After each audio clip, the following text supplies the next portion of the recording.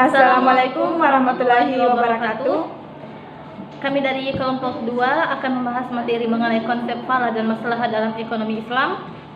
Adapun saya atas nama Dini B akan membahas materi tentang konsep falah dalam ekonomi Islam. Dan saya sendiri atas nama Atira Muslimin akan membahas materi mengenai konsep maslahah dalam ekonomi Islam.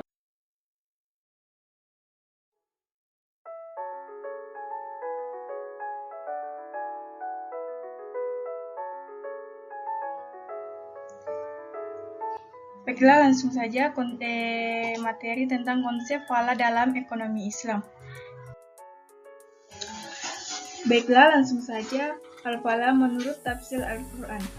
Quran surah Al-Alaq ayat 14-15, yaitu berbunyi qad aflaha man tazakka wa zakara asma rabbih fasalla, yang artinya sesungguhnya beruntunglah orang yang membersihkan diri dengan beriman, dan dia ingat nama Tuhannya, lalu dia sembahyang. Selanjutnya, pendapat para ahli mengenai Quran Surah Al-Alaq ayat 14-15. Yang pertama, menurut Abu Al-Ahwas yang dikutip oleh Imam Al-Mawardi dalam kitab tafsirnya, yaitu dalam ayat 14 tersebut dapat diartikan dengan beruntunglah orang yang membersihkan diri atau zakat harta. Membersihkan diri dalam ayat tersebut dapat diartikan dalam kata tazakka, dari kata tazakka yang artinya bersih. Karena dalam ayat tersebut ada penambahan dalam lafaznya yang berada di huruf, maka di dalam maknanya juga berbeda. Tambahnya suatu lafaz berarti menunjukkan bertambahnya makna. Dan yang kedua, menurut Imam Al-Mawardi. Imam Al-Mawardi mencatat ada 6 makna, yaitu yang pertama, mengesahkan Allah. Kedua, berdoa dan berharap kepada Allah. Ketiga, beristighfar dan bertaubat. Keempat, mengingatnya dengan hati ketika salat dan takut akan siksaannya. Berharap kemurahannya atau balasan. Dengan berharap dan takut tersebut diharapkan mendapatkan khusyuk atau konsentrasi di dalam melaksanakan salatnya. Kelima, menyebut atau mengingat Allah tatkala takbiratul ihram. Keenam, memulai bacaan surah dengan nama Allah atau bismillah. Dan yang ketiga, menurut Wahba al-Suhaili, yaitu dan mayoritas mufassir menafsirkan salat dalam ayat tersebut ialah salat 5 waktu. Salat yang dimaksud ialah menjaga dan memerhatikan salat 5 waktu. Dan yang keempat, menurut Abu Sa'id Al-Khudri. Berbeda pendapat dengan Wahbah al-Suhaili, Abu Sa'id Al-Khudri berpendapat bahwa maksud salat dalam ayat tersebut ialah salat Id. Masuk akal juga apabila kita cermati secara saksama. Teks dalam ayat tersebut menggunakan fa, huruf atfa yang bermakna kemudian jadi pelaksanaan salat tersebut setelah melakukan zakat dan mengingat Allah. Selanjutnya, konsep falah. Al-falah merupakan konsep multidimensi yang memiliki implikasi pada aspek perilaku individual atau mikro, maupun perilaku kolektif atau makro, yaitu kelangsungan hidup, kebebasan berkeinginan, kekuatan dan harga diri, dan spiritualitas. Dan tujuan utama dari syariat Islam yang juga merupakan tujuan ekonomi Islam menurut As-Satibi adalah mencapai kesejahteraan manusia yang terletak pada perlindungan terhadap 5 kemaslahatan, yaitu pertama, keimanan, ilmu, kehidupan, harta, dan kelangsungan keturunan. Selanjutnya, konsep al-falah. Al-falah secara bahasa diambil dari kata dasar al-falah yang bermakna safara bima yurid, atau kemenangan atas apa yang diinginkan. Disebut aflah yang artinya menang, keberuntungan dengan mendapatkan kenikmatan akhirat. Dalam Quran surah Al-Mu'min ayat 1, Allah berfirman, "Qad aflaha mu'minun," yang artinya sesungguhnya beruntunglah orang-orang yang beriman. Menurut Muhammad Muhyiddin Qaradhi, secara istilah al-falah berarti kebahagiaan dan keberuntungan dalam kehidupan dunia dan akhirat. Nah, dilihat dari segala sisi dan dimensi dalam seluruh aspek kehidupan sebagaimana yang terlihat dalam nas Al-Quran dan Sunnah. Menurut Al-Attas, al-falah diartikan sebagai pengalaman rohani yang berteraskan keyakinan terhadap semesta dan kehidupan yang memancarkan akhlak dan adab yang baik.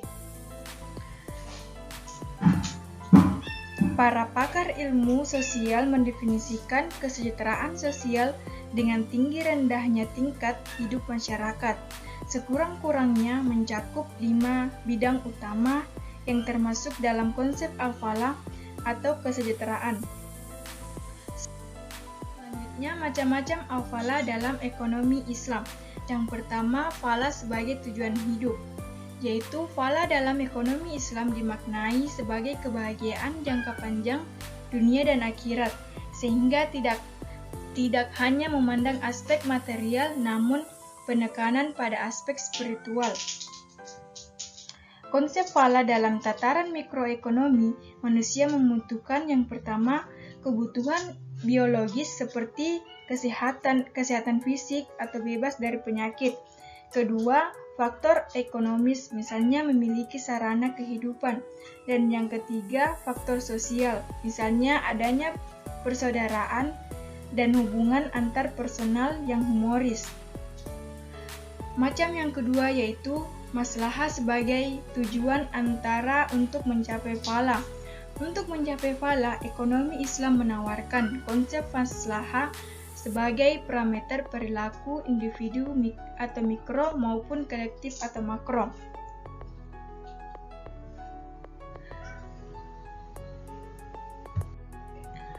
Maslahah adalah segala bentuk keadaan, baik material maupun non-material, yang mampu meningkatkan kedudukan manusia sebagai makhluk yang paling mulia.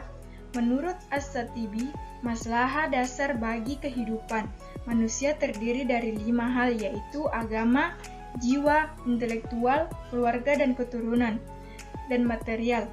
Kelima hal tersebut merupakan kebutuhan dasar manusia yang harus senantiasa terpenuhi untuk mencapai kebahagiaan dunia dan akhirat, di mana agama merupakan pedoman perilaku manusia dalam mencapai kebahagiaan dunia dan akhirat.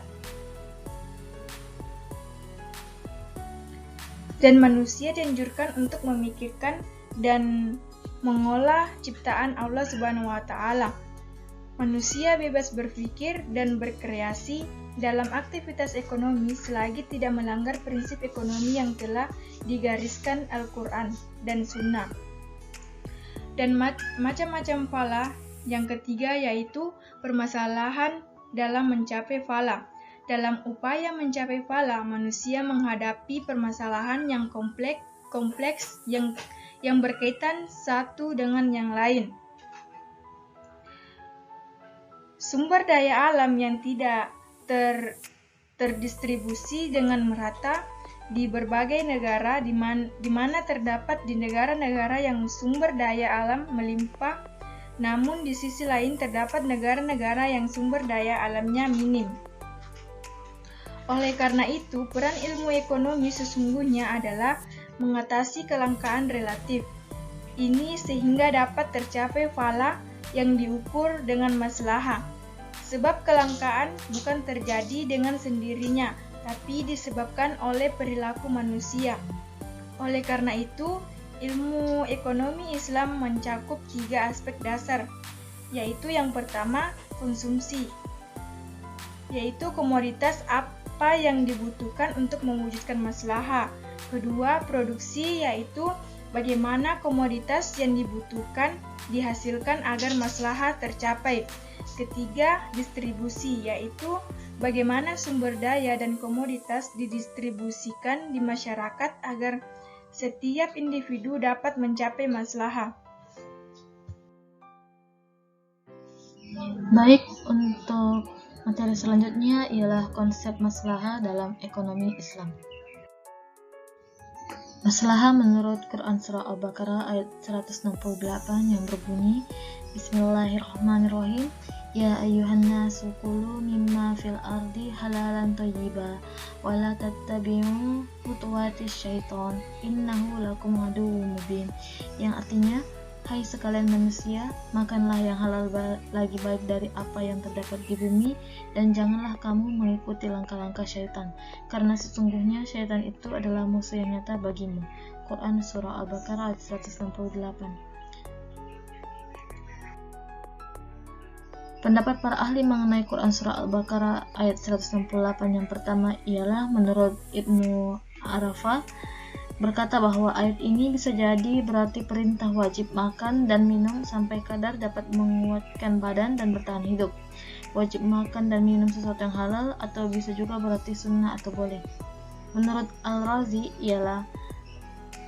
berkata bahwa makna dasar dari kata halal ini adalah keluar atau terbebas sebagai lawan kata dari terikat. Maka sesuatu yang dihalalkan berarti keluar atau terbebas dari ikatan keharamannya. Al-Razi melanjutkan bahwa sesuatu yang diharamkan bisa jadi karena memang zatnya yang buruk, seperti bangkai, darah, dan daging babi, atau bisa jadi karena sebab yang lain, seperti makanan yang dimiliki oleh orang lain, kemudian pemiliknya melarang untuk memakannya. Sedangkan menurut Ibnu Hathir menjelaskan bahwa kata thayyiban dalam ayat ini berarti makanan dan minuman yang dapat dinikmati, memiliki manfaat dan tidak secara nyata mengandung mudarat baik bagi tubuh maupun akal.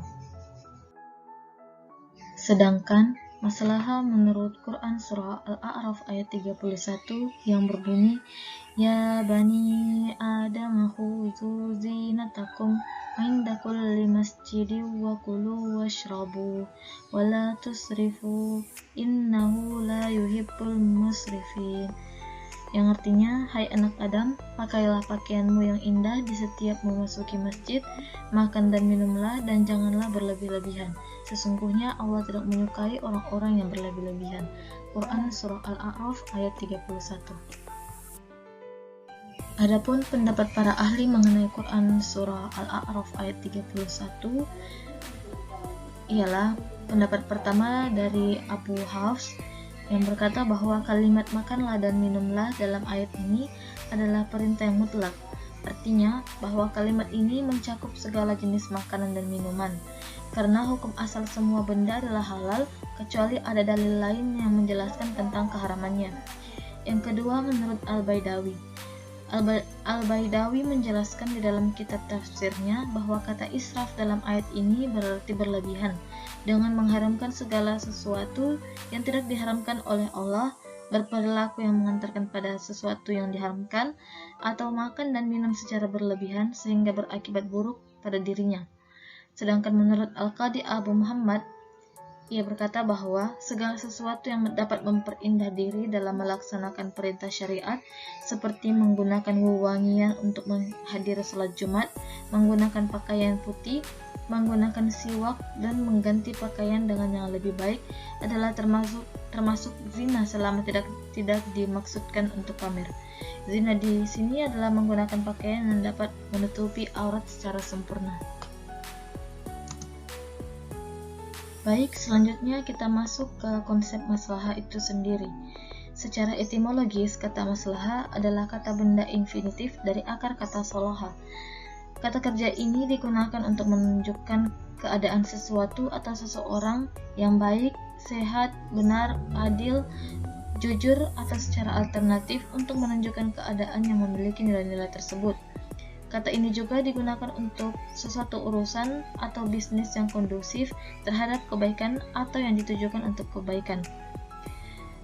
Di dalam maslahah diharuskan beberapa syarat, yaitu hanya berlaku dalam bidang muamalah karena persoalan ibadah tidak akan berubah-ubah, tidak berlawanan dengan maksud syariat atau salah satu dalilnya yang sudah terkenal yaitu tidak bertentangan dengan nas, dan maslahah ada karena kepentingan yang nyata dan diperuntukkan oleh masyarakat.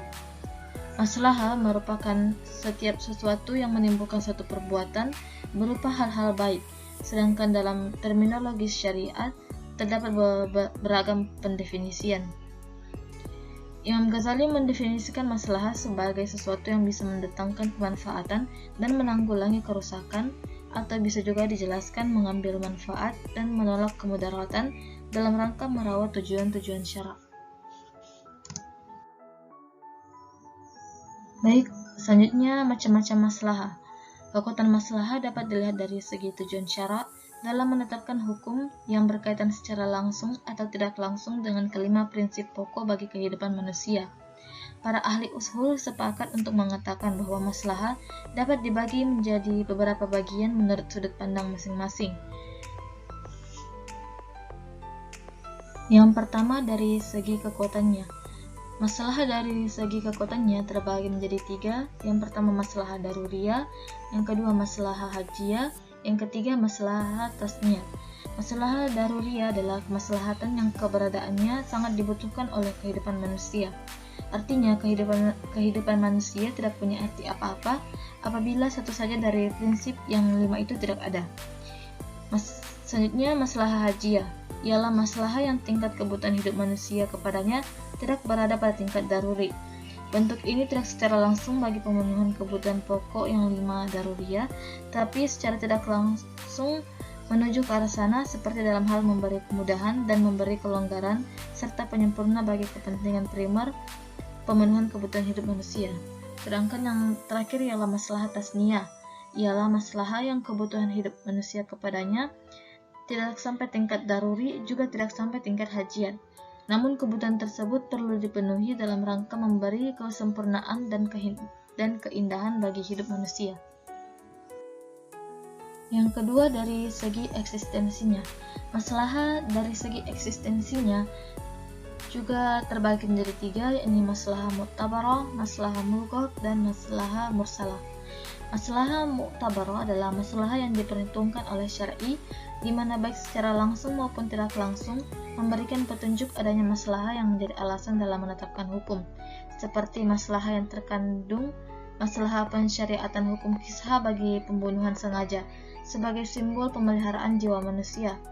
Yang kedua, maslahah mulghah ialah maslahah yang dianggap baik oleh akal tetapi tidak diperhatikan oleh syara' dan ada petunjuk syara' yang menolaknya, atau berarti maslahah yang lemah dan bertentangan dengan maslahah yang lebih utama. Bentuk ini berhadapan secara kontradiktif dengan bunyi nas Al-Quran maupun hadis. Dan yang terakhir ialah maslahah mursalah, ialah maslahah yang dipandang baik oleh akal sejalan dengan tujuan syar'i dalam menetapkan hukum, namun tidak ada petunjuk syara' yang memperhitungkannya dan tidak ada pula petunjuk syara' yang menolaknya, atau maslahah yang keberadaannya tidak disinggung-singgung oleh syara'. Baik, sekian pembahasan materi dari kami mengenai konsep falak dan maslahah dalam ekonomi Islam. Semoga apa yang telah kami jelaskan dapat bermanfaat bagi teman-teman semuanya. Dan apabila ada kesalahan dalam penjelasan materi dari kami mohon maaf karena kami juga masih dalam tahap belajar. Dan terima kasih juga telah menyempatkan waktu untuk menonton video dari kami. Saya akhiri video kami dengan ucapan syukran ala ihtimamikunna. Wassalamualaikum warahmatullahi wabarakatuh.